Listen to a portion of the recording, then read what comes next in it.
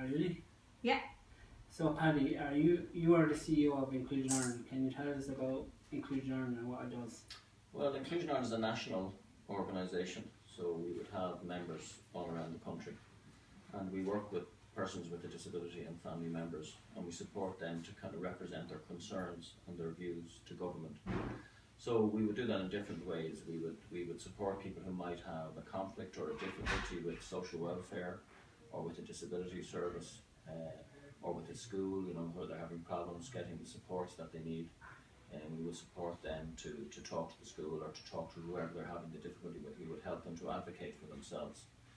And then when we meet with family groups or with self-advocacy groups, we would also hear what their issues are in more of a collective way, and we would bring those concerns to government by sitting in various government committees, doing documents, using the media to campaign. And so we would have, we generally we would be described as an advocacy organisation, or one that represents and advocates for change for persons with a disability and their family members. Is self-advocacy important to Inclusion Ireland?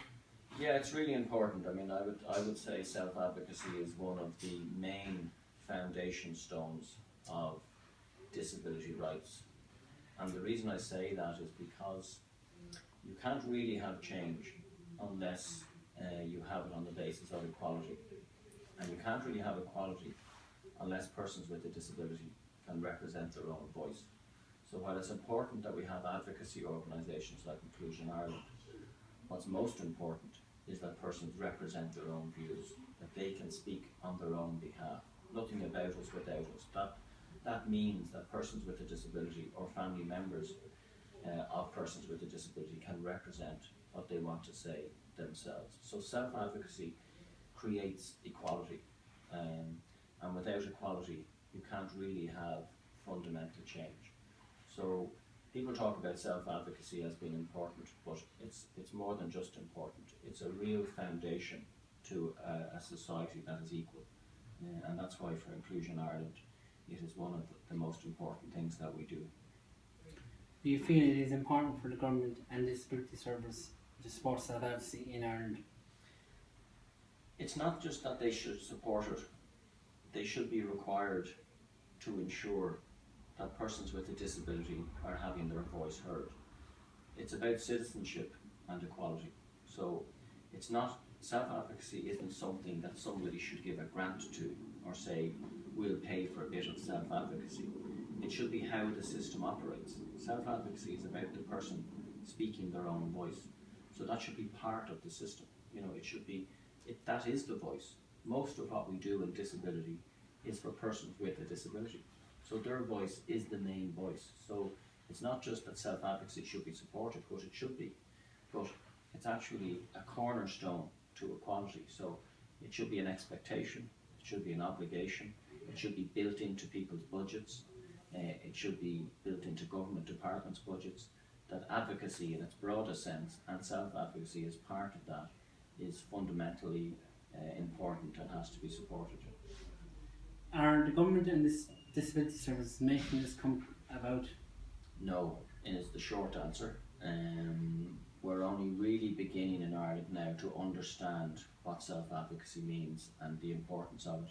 I think when we get the assisted decision-making legislation, which is to go to the next stage of its development on the 27th of May, it's coming back into the Parliament. I think when we get that legislation, I think that will change things a lot. I don't think people realise how important capacity legislation is, because it will change the way people have to think about how they support people with a disability. So I think when that legislation changes, that will give us another opportunity to push self-advocacy and to support people to realise how important self-advocacy is. But at the moment, there's no funding for self-advocacy, there's no budget for it, it's not in the consciousness of people, of government departments or ministers. People don't fully understand it yet. So there's a lot of work to be done. But I think we will take bigger steps over the next few years than we have over the last number of years. I think the capacity legislation, the CPRD, the Convention on the Rights of Persons with a Disability, all those things will help us win the argument that self-advocacy has to be funded into the future. I mean, we have to get out of the medical model and get to the social model, make it more, more people with disabilities being more treated socially better than because they're in the medical model at the moment. They're kind of still treated. Yeah, I think you're right. I mean, I think the medical model has been the model that has been dominant in Ireland and still is in a lot of places.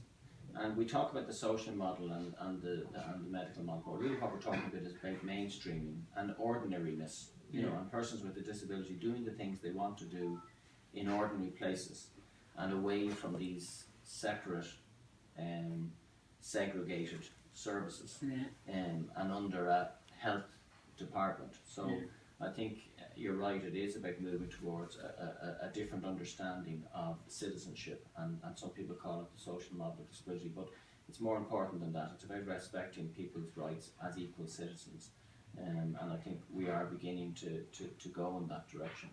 And there's a lot of work to be done, but I think what's really important in Ireland in the last year or two is that we've seen self-advocates like yourself and others who've really come to the fore, who've come forward and are really now pushing a new agenda in terms of self-advocacy. So it has got very strong in Ireland through the work of Inclusion Ireland and others over the last couple of years, and I think it's at a very exciting time in Ireland for self-advocacy, and I think the next year or two we'll see it really become part of the conversation on an equal basis.